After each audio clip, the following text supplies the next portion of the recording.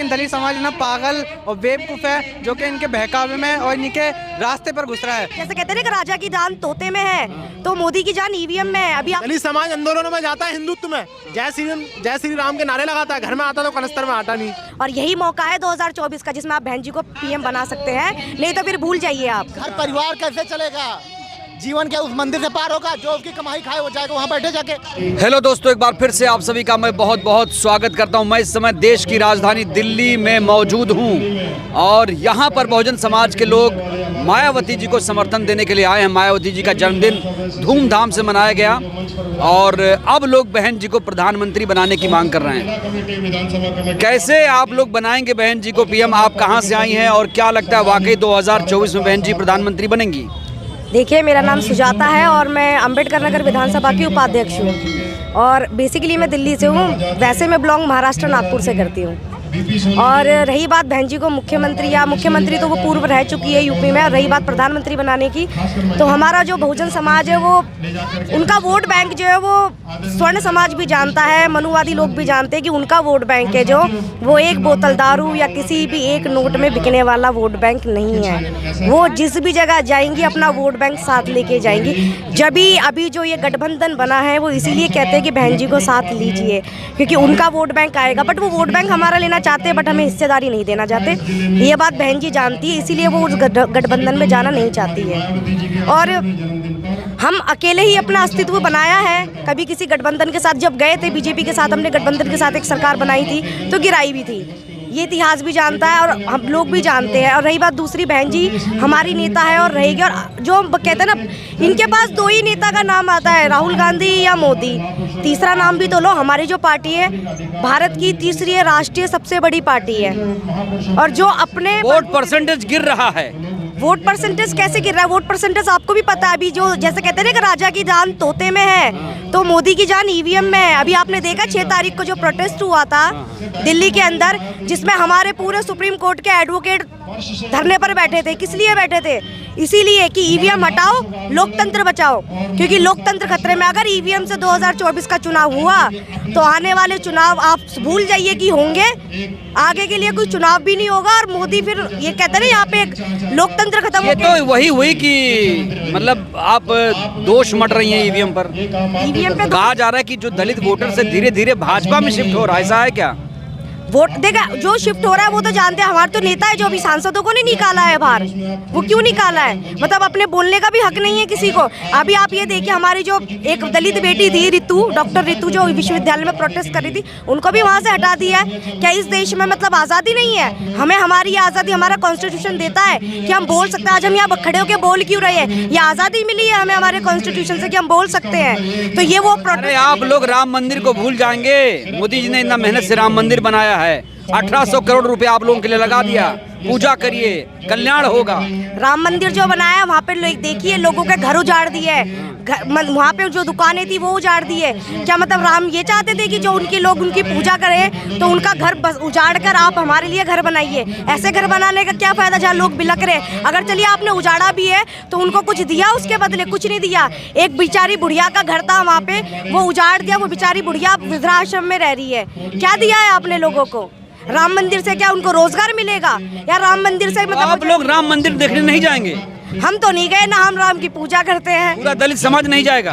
देखिए, दलित समाज को तो मैं नहीं कह सकती, लेकिन जो हमारा कैडराइज वोट है वो तो नहीं जाएगा। बहन जी जा रही हैं क्या? बहन जी भी नहीं जाएंगी। बहन जी क्यों जाएंगी? बहन जी को तो जब कह रहे थे ना, जब हमारे देखिए अभी जहाँ यहाँ इंडिया के दिल्ली के अंदर एक कहता है दिल्ली में जब कुछ होता है तो इसका जो मैसेज है वो पूरे भारत में जाता है। यही कारण था ना जो बाबा साहब का महापरिनिर्वाण हुआ था, तो यहाँ उन्हें दफनाने तक की या जलाने तक की 2 गज जमीन भी नहीं दी गई थी। रातों रात उन्हें मुंबई ले गए थे कि वहाँ पे इनकी जो चैत्य भूमि है कि भाई वहाँ से इनके पास मैसेज, क्योंकि दिल्ली से मैसेज जाता ना कि भाई यहाँ पे एक उनका ये पूजा स्थल बन जाता, लोग पूजते। जैसे एक बात बताइए, 5% बहुजन समाज की बात होती है, 15% अलग समाज जिसको आप लोग कहते हैं मनुवादी समाज। तो मोदी जी ने मंदिर तो उन लोगों के लिए नहीं बनाया ना, 85% जब वहाँ जाएगा, राम जी से याचना करेगा तो उनकी मुराद पूरी होगी। ये बनाई तो हमारे बहुजनों के पैसों से है ये मंदिर, और उसमें घोटाले भी खूब किया है। ये तो हमारे लोगों को ही समझना चाहिए ना कि राम उनका भला नहीं करेगा। आपके पास वोट है, अपनी सत्ता लाइए, मांगने वाले क्यों बनते हो, देने वाले बनो ना। आपको क्या कहा है काशीराम साहब ने, आपके पास 85% वोट बैंक है, अपने उस वोट का अधिकार समझो और उसका इस्तेमाल करना जानो। और यही मौका है 2024 का जिसमें आप बहन जी को पीएम बना सकते हैं, नहीं तो फिर भूल जाइए आप। वो दलित समाज जो भटक गया है, जो एकदम मंदिर पे दीवाना है, वो अयोध्या पहुंच चुका है, ट्रेन बुक करा चुका है, उन्हें क्या कहेंगी? वो तो ओबीसी समाज है, वो तो आज उसने कितना समझा लिया, वो कहाँ समझते हैं ओबीसी समाज के लोग। अखिलेश जी भी जाएंगे? अखिलेश जी तो अखिलेश जी जाने कि वो जाएंगे कि नहीं जाएंगे, हम अपनी जानते हैं, हम तो नहीं जाएंगे, ना हमारी बहन जी जाएंगी। बहन जी को जाना चाहिए नहीं जाना चाहिए, क्या लगता है? बिल्कुल नहीं जाना चाहिए। बहन जी क्यों जाएंगी? बहन जी नहीं जाएंगी। दलित समाज नाराज नहीं होगा? क्यों? दलित समाज हो, बहन जी तो हमारी नेता है, जब वो कुछ करेंगे तो हमारा मैसेज पूरे बहुजनों में जाता है। बहन जी कट्टर अम्बेडकरवादी है, और जो बहन जी को मानने वाले लोग हैं ना, वो जानते हैं कि बहन जी क्या डिसीजन लेगी, और वो हर एक कदम फूक फूक के रखती है। क्या लगता है बहन जी ने सही निर्णय लिया? अयोध्या नहीं जाने का कह रही, नहीं जाना चाहिए। बिल्कुल नहीं जानी चाहिए, बिल्कुल नहीं जाना चाहिए। क्या आज दलितों को इसलिए पूछा जाता है कि हमारे वोट की वैल्यू है, नहीं तो जब वोट की वैल्यू नहीं थी तो इनको तो मंदिरों में भी नहीं घुसने जाता। लेकिन दलित समाज ना पागल और बेवकूफ़ है, जो कि इनके बहकावे में और इनके रास्ते पर घुस रहा है। हमें बिल्कुल नहीं जाना चाहिए, क्योंकि हमारा रास्ता वो नहीं है, हमारा रास्ता है शिक्षा का और स्कूल का रास्ता है और कॉलेजों का रास्ता है, हमें वहाँ जाना चाहिए। तो मंदिर किसके लिए बन रहा है? मंदिर तो देखो जिनका फ़ायदा होगा, वहाँ पर जो बैठेंगे, जो वहाँ पर पूजा पाठ करेंगे, जो सुबह दिन रात वहाँ पर मेहनत करें, उनका फ़ायदा। अगर आपको पुजारी बनाए मोदी जी तो आप जाएंगे? उनके बाप की औकात नहीं जो हमें बना देंगे उनके, क्योंकि मंदिर वाला हम थोड़ी हैं भाई, हम तो सिर्फ वहाँ पर मेहनत मजदूरी करने वाले लोग हैं, है ना, वहाँ पर साफ सफाई करने वाले लोग हैं। हमारे लिए क्या औकात जो मंदिरों में घुसेंगे। उनका बाप भी अगर हमें बनाएगा ना, तब भी वो नहीं बनाएंगे हमें। नहीं, आप लोग कहते ना मंदिर में नहीं घुसने दिया, मलाल तो होगा। राष्ट्रपति को मंदिर में नहीं जाने के लिए दिया तो एक आम पब्लिक को क्या जाने के लिए देगा? दलित समाज जय श्री राम के दलित समाज आंदोलनों में जाता है, हिंदुत्व में जय श्री राम के नारे लगाता है, घर में आता तो कनस्तर में आटा नहीं। उसे पता लग गया है कि कहीं ना कहीं ये धर्म के नाम पे अंधा बड़ा है। जब धर्म के नाम के अंधा अफगानिस्तान को करा, अफगानिस्तान का वो अयोध्या मंदिर नहीं है, वो भारतीय जनता। आप लोग हिंदू नहीं है क्या, ये कहना चाहते हैं? बिल्कुल नहीं है, हम अम्बेडकरवादी हैं, हम अम्बेडकरवादी हैं, हिंदू नहीं है। पहले तो हिंदू वाले लोगों से ये पूछो, आपको हिंदू शब्द का मतलब पता है कहाँ से आया है? उनसे ये पूछिए आप। हिंदू शब्द का उनको मतलब नहीं पता, और वो हिंदू रटे हुए हैं। इनके किसी धर्म ग्रंथ में, इनकी गीता में, इनकी पुराण में, इनकी कुरान में जितने भी। अरे वो छोड़िए, आप पुरानी बातें मत करिए, हिंदू राष्ट्र की बात हो रही है। हिंदू राष्ट्र हमें चाहिए ही नहीं। हमारा देश जो धर्मनिरपेक्ष देश है, जिसमें सारी धर्म जाति के लोग रहते हैं, ये कभी हिंदू राष्ट्र बन नहीं सकता। ये बेबुनियादी बातें हैं, और जिस दिन ये हिंदू राष्ट्र बनेगा तो उस दिन पता भी चल जाएगा जो बनाने वाले लोग हैं उनको। क्या करेंगे हिंदू राष्ट्र बनेगा? हम तो बिल्कुल भी हम इसका स्वागत नहीं करते हैं, कुछ भी नहीं करते हैं, क्योंकि हिंदू राष्ट्र में देखो सबसे पहला इनको दर्जा, और देखो भारत के अंदर में सभी धर्मों का सम्मान है, स्वागत है। देखो इसमें कोई भी भेदभाव नहीं है, लेकिन ये अगर एक धर्म से चलेगा तो इसको हम लोग स्वीकार नहीं करेंगे, इसका स्वागत नहीं करेंगे, इसका विरोध करेंगे हम लोग। कुछ लोग राजनीति करने की बहन जी अयोध्या क्यों नहीं जा रही? देखो हमारा राम काशी राम, और बहन जी नहीं जाएगी। वो एक पार्टी का इवेंट मैनेजमेंट है, ना कि वो सर्व धर्म का है। उसमें वही लोग जाएंगे जो जूते चप्पल उठाएंगे।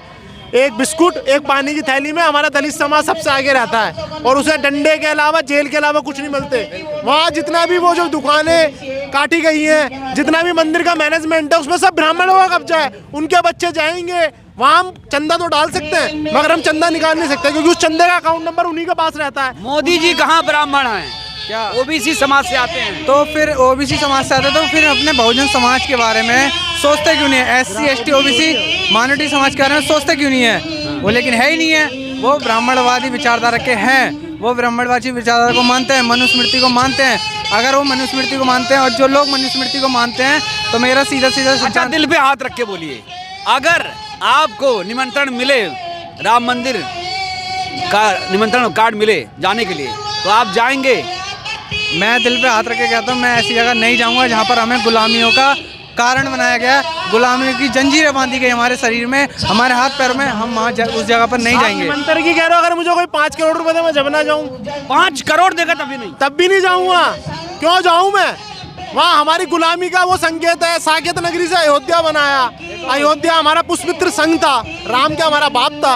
राम तो हमारे लिए कुछ नहीं करा। हमारा राम काशी राम और हमारा दूसरा राम डॉक्टर अम्बेडकर जी। देखिए, अब एक चीज़ बात आती है यहाँ पर, सबसे पहले मंदिर में जाने की दो प्रकार की एक बात सोचनी चाहिए। सबसे पहले बहुजन समाज को, देखिए बहुजन समाज को दो बातें सोचनी चाहिए।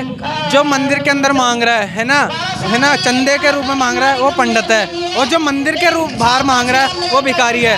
तो इन दोनों में सोच लाइए, दोनों ही मांगने वाले भगवान के नाम पे। तो जो अंदर बैठा वो पंडित और जो बाहर बैठा वो भिखारी, इसमें अंतर क्या है आप हमें बताइए।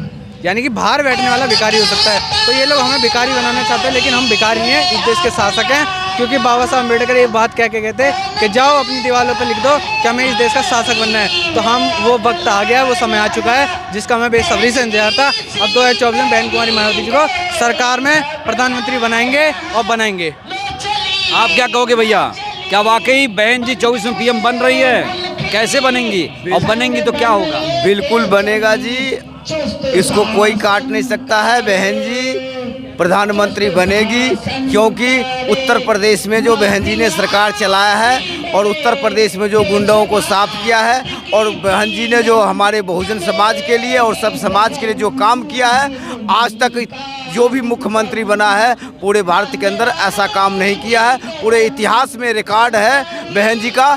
इस रिकॉर्ड को देखते हुए बहन जी प्रधानमंत्री देश का बनेगा, इसको कोई नहीं काट सकता। 22 जनवरी की तारीख है ऐतिहासिक।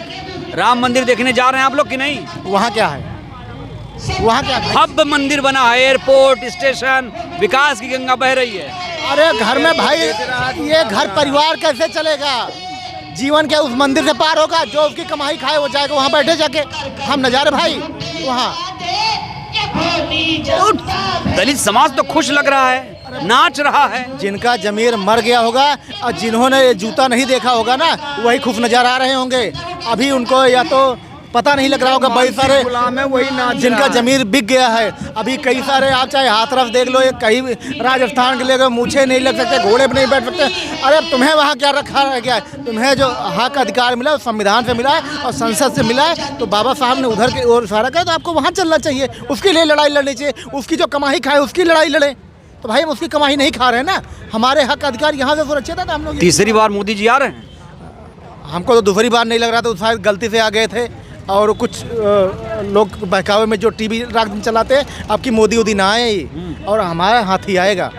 हाथी आएगा? जी हाँ, पूर्ण रूप से आएगा। चलिए, तो अब की बार हाथी आएगा। हाथी की चाल मस्त हो चुकी है और यहाँ से एक बड़ा ऐलान 2024 को लेकर हो चुका है। जो बातें आपने सुनी, तमाम जो प्रतिक्रिया आपने सुनी, उसको लेकर आप क्या सोचते हैं और अपनी राय आप लोग ज़रूर दीजिए। वीडियो को लाइक करिए, चैनल को सब्सक्राइब करिए, सहयोग करिए, वीडियो को जन जन तक पहुँचाइए, जिससे देश की जनता जागरूक हो। बहुत बहुत धन्यवाद, शुक्रिया।